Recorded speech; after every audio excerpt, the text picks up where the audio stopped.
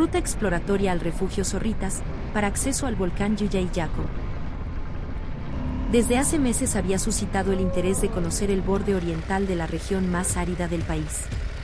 En expediciones anteriores fuimos a la Oreja de Antofagasta, el punto intermedio entre Argentina, Bolivia y Chile. Sin embargo, quedaba la deuda con el gran volcán Llullayaco. Parada obligada para la tríada de cumbres más ambiciada por los alpinistas nacionales y extranjeros, estas son Ojos del Salado, Nevado Tres Cruces y Volcán Llullayaco. Por iniciativa colectiva, los 4 motociclistas planificamos y coordinamos esfuerzos para llegar.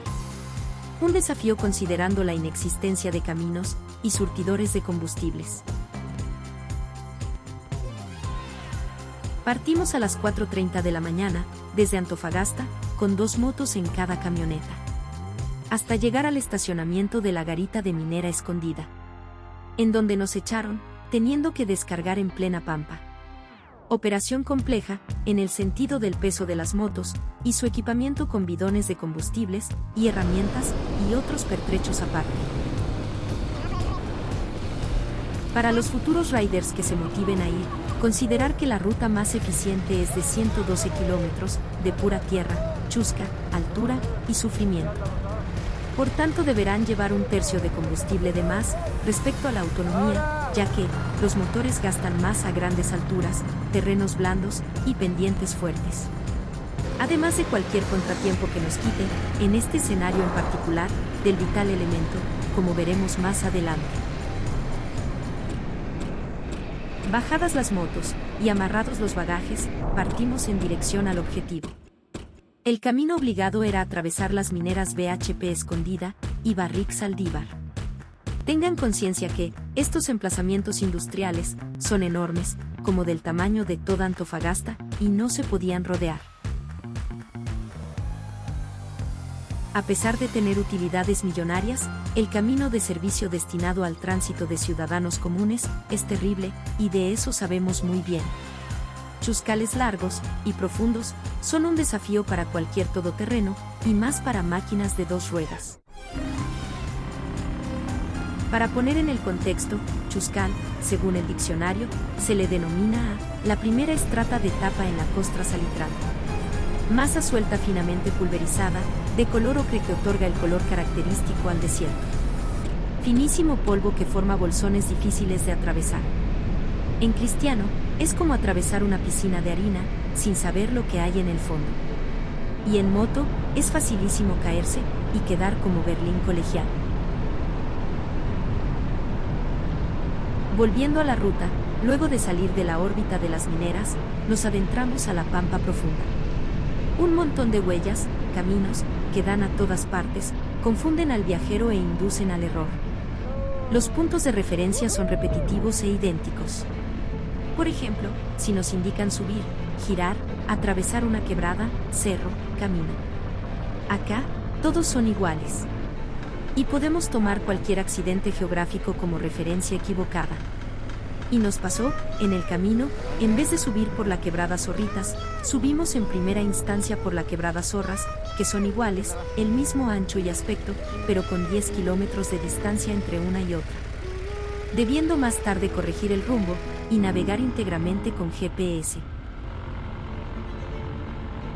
En el camino, característico por su irregularidad, las vibraciones hicieron estragos. Debiendo acomodar y amarrar en varias veces nuestros pertrechos.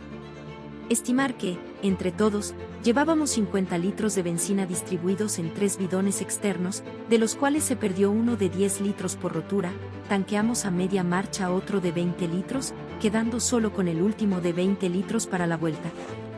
De igual manera con los bolsos, se cortan las eslingas, rajan las mochilas, etc. Es más, llevábamos una pequeña platina de acero con hallows, que haría veces de parrilla para el asadito que haríamos de almuerzo. También se cayó. En el camino, encontrando de nuevo la ruta, aclaramos nuestras dudas respecto al por qué nos perdimos, sumado lo estúpidos que somos, y al tema de los puntos de referencia, se agregaba el hecho que no había ninguna señalética. Grave a nuestro parecer, considerando que es un parque nacional, de fama mundial, resguardado por funcionarios del gobierno de Chile, mediante su estamento llamado Corporación Nacional Forestal bajo las siglas CONAF.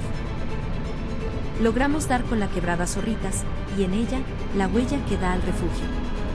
Bien demarcada al menos, los primeros kilómetros de la subida eran llanos, con algo de calamina, pero fáciles de tratar. En el transcurso iba subiendo la altura, se tapaban las narices, y las motos empezaban a recular su avance. Empezaban las pendientes. El primer cerro con una pista partida por la erosión del agua. La segunda, y más empinada, con una superficie de piedras filosas. Ahí términos por los neumáticos. Una pinchada, llantazo o rajadura, no era una opción. No por no saber cambiar o parchar cámaras, llevábamos herramientas y repuestos, sino por la energía que exigía tal faena. Si a nivel del mar desmontar un neumático es cansador, con la puna, se volvería imposible. La puna, o internacionalmente llamada mal de altura o montaña, es la falta de adaptación del organismo a la falta de oxígeno de la altitud. La gravedad del trastorno está en relación directa con la velocidad de ascenso y la altitud alcanzada. De manera inversa, estos síntomas, normalmente, desaparecen al descender a cotas más bajas. Ocurre, normalmente, a partir de los 2.500 metros de altitud. La principal causa de esta aflicción es la falta de oxígeno en el organismo. La presión atmosférica disminuye con la altura, lo que afecta a la biodisponibilidad del oxígeno, ya que los alvéolos pulmonares no son capaces de transportar la misma cantidad de oxígeno a la sangre que ante una situación de mayor presión. Aunque se sabe que la falta de oxígeno en el organismo es la causante de la puna, el mecanismo exacto por el que ésta lo provoca todavía es desconocido. La huella seguía, con sus particulares complicaciones, pero cada vez se veía más vegetación. Unas especies de arbustos pequeños, denominados coba, el cuerno de vaca y paja blanca. Asimismo, animales, abundaban las vicuñas y guanacos. Aunque, personalmente, no sé distinguir una de otra, digamos que eran vicuñas. En el tercer cerro se sentía la altura. Era el punto álgido de la ruta, en su cima se registran 4.300 metros sobre el nivel del mar, a pesar de tener apenas un 9% de inclinación, las motos la superaron con mucho esfuerzo. Desde ahí se ve el vado de la quebrada Zorras, en la superficie, las vicuñas pastando en todo su esplendor. Faltaban 2 kilómetros. El campamento Zorritas estaba en la base de la quebrada. La bajada es fuerte, un poco resbalosa pero no difícil. Hay un riachuelo que nos da la bienvenida, y ahí está. El famoso refugio. Sobre el refugio y el Parque Nacional.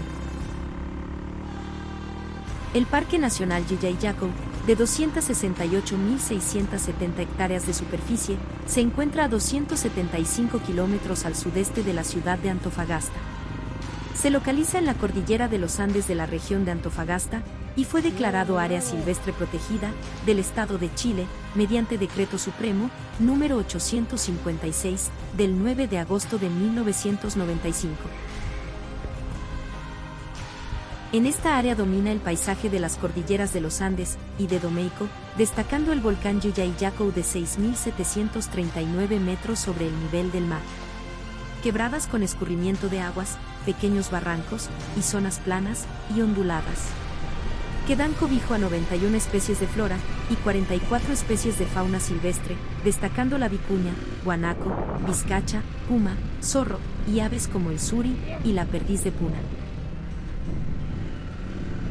Entre las manifestaciones culturales destaca una sección del Camino del Inca, Coapacñán, y un santuario inca de altura, localizado en la cumbre del volcán Yuyay-Yaco, donde se encontraron las momias de niños sacrificados, mejor preservadas en el mundo, debido a las bajas temperaturas, que se registran a más de 6.000 metros de altitud.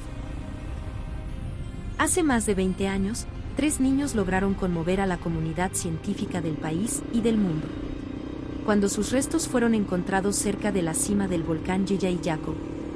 Pero lo llamativo no fue solo el hallazgo de estos infantes, sino su estado de conservación y el misterio detrás de su curiosa aparición. En 1999, una expedición dirigida por Johann Reinhardt explorador de la National Geographic Society, descubrió los cuerpos de 3 niños en lo alto del volcán Yillayaco. Estos 3 pequeños eran de origen inca y fueron ofrendados a la montaña como parte de un ritual sagrado conocido como Capacocha, más de 500 años atrás. En esa ceremonia, los incas llevaban a los niños en una extensa procesión que partía desde Cusco hasta la montaña, donde fueron sepultados los cuerpos, a 6.739 metros de altura, con el objetivo de entregarlos a los dioses. La mayor es la doncella, de aproximadamente 15 años de edad.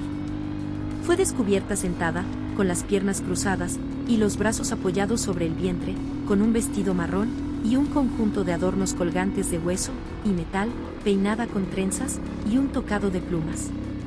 Se cree que la joven pudo haber sido una de las mujeres especialmente elegidas como vírgenes del sol para ser ofrendada a los dioses incas.